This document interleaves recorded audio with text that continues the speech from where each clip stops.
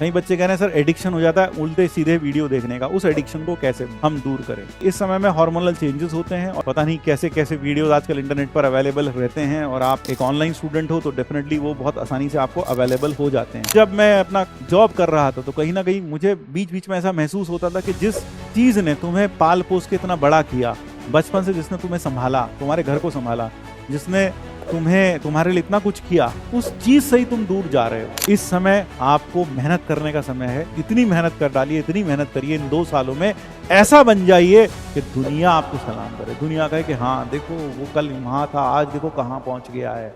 देखिए ये उम्र अजीब सी है, इसमें डेफिनेटली इस तरह के एडिक्शंस आपको हो सकते हैं कि आप पता नहीं कैसे कैसे वीडियोस आजकल इंटरनेट पर अवेलेबल रहते हैं, और आप क्योंकि आप एक ऑनलाइन स्टूडेंट हो तो डेफिनेटली वो बहुत आसानी से आपको अवेलेबल हो जाते हैं। तो और उनका भी एक एडिक्शन होता है, लगभग जैसे ही पढ़ने बैठते हैं तो हमें लगता है कि ऐसा वीडियो हम देख लें।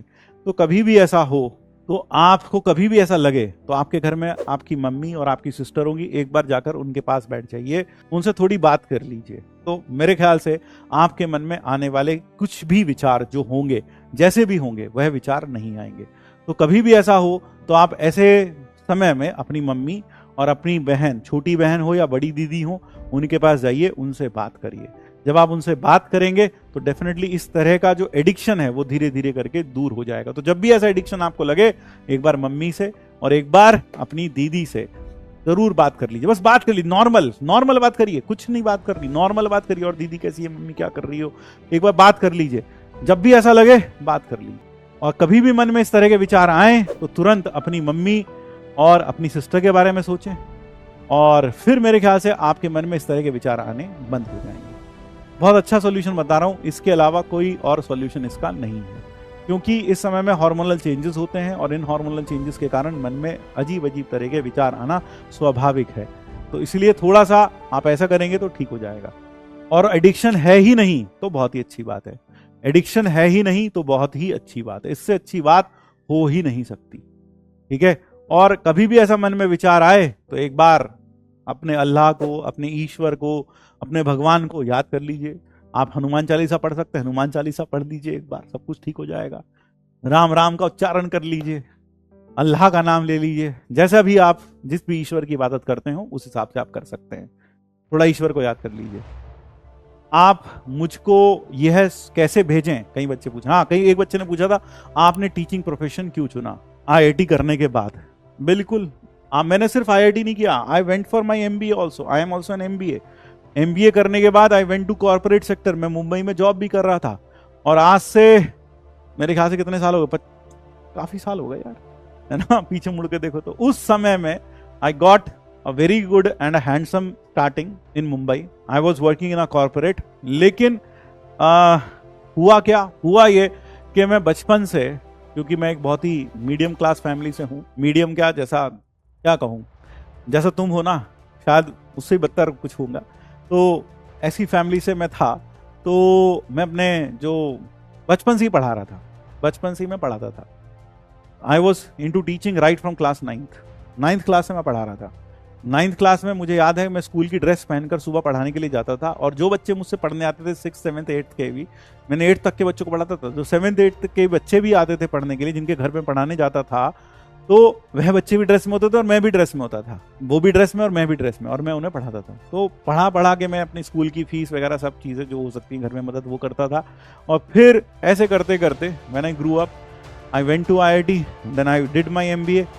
और फिर जब मैं अपना जॉब कर रहा था तो कहीं ना कहीं मुझे बीच बीच में ऐसा महसूस होता था कि जिस चीज़ ने तुम्हें पाल पोस के इतना बड़ा किया, बचपन से जिसने तुम्हें संभाला, तुम्हारे घर को संभाला, जिसने तुम्हारे लिए इतना कुछ किया, उस चीज़ से ही तुम दूर जा रहे हो।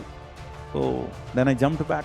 तो एक बार रहा नहीं गया, मन में ऐसी गिल्ट आती थी, तो रहा नहीं गया। Then I took into teaching and I really love it, I really love it. ठीक है, I really love it. Homework कैसे भेजना है, होमवर्क भेजने के लिए बेटा, होमवर्क भेजने के लिए आप थैंक यू स्लाइड जो पीछे दिखाई दे रही है, इस पे क्लिक करना, it will take you to a Telegram channel, वो ज्वाइन करना और वहां पर आप होमवर्क भेज देना बेटा। ठीक है। एक चीज और बता दें बेटा, सैलरी पूछना कभी भी अच्छा नहीं होता किसी से भी। मैं आपको कहूंगा कभी भी किसी आदमी से सैलरी मत पूछो, कभी भी मत पूछना। क्यों? कल को मान लो आपका एक दोस्त है, वो आईआईटी नहीं कर पाया, मान लो वो IIT भी नहीं जा पाया, NIT भी नहीं जा पाया, वो इंजीनियर ही नहीं बन पाया, वो एक छोटी सी दुकान चला रहा है और आप IITian बन गए और आप उससे जाकर पूछते हो कितना कमा लेते हो, तो बेटा आप सोच के देखो उसे कैसा लगेगा, है ना। या वो तुमसे पूछे तुम कितना कमा लेते, तुम बड़े अकड़ के कहो मैं तो ये कमा रहा हूँ, और वो बेचारा।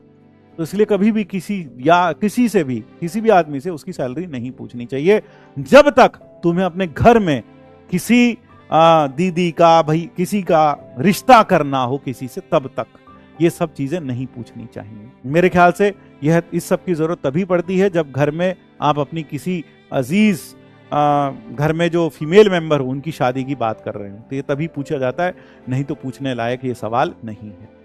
बस इतना ही कहूंगा कि कोई देखो ना, है ना, बात समझ गए ना। तो बहुत कोशिश करने के बाद भी होमवर्क नहीं हो पा रहा। अभी अगर कुछ भी नहीं हो पाता तो मैं आपको कहूँगा क्लास इलस्ट्रेशन और KT के जितने हो सके उतने करो। आज मैंने होमवर्क ज्यादा तो नहीं दे दिया यार, कम करूँ क्या? होमवर्क ज्यादा तो नहीं दे दिया मैंने, कम करूँ क्या बेटा? होमवर्क कम करूँ क्या? होमवर्क कम कर दूं? नहीं, बच्चे कह रहे नहीं सर रहने दो। चलो ठीक है, नहीं करेंगे। चलो यार अब समय हो गया है, जाने दीजिए, कल फिर बात करेंगे। कल कोशिश करेंगे मैथमेटिकल ज्ञान को भी शामिल करें सेक्शन में। समय ज़्यादा हो गया है, फिर आप लोग कहोगे मुझको, तो इसलिए जय श्री कृष्ण, राधे राधे।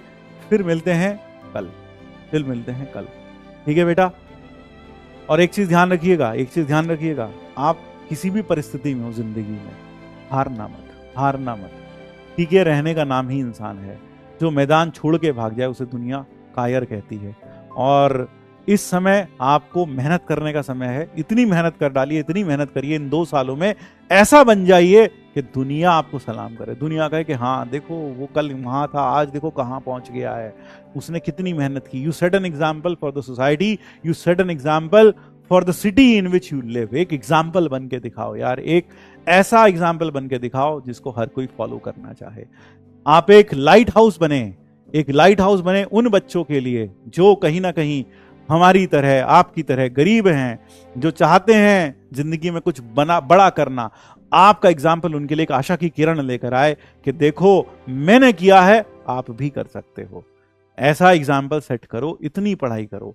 ये मत सोचो कितने घंटे सो रहे हो, कितने घंटे जग रहे हो, क्या पहना है, कैसा पहना है, ये सब मत देखो। ये सब 2 साल बाद देखेंगे, कहाँ जाना है, कहाँ मजे कर रहे हैं, ये सब 2 साल बाद देखेंगे। अभी सिर्फ और सिर्फ पढ़ाई करो, अपने आप को सर्वस्व लगा दो, 100% अपने आप को झोंक दो, 100% रिजल्ट की फॉर्म में ये वापस आएगा। ये मानना, ये इस पर विश्वास रखना। तुम्हारी मेहनत कोई देखे ना देखे, वो ईश्वर देख रहा है, वो परवरदिगार देख रहा है, वो खुदा देख रहा है, वो भगवान देख रहा है।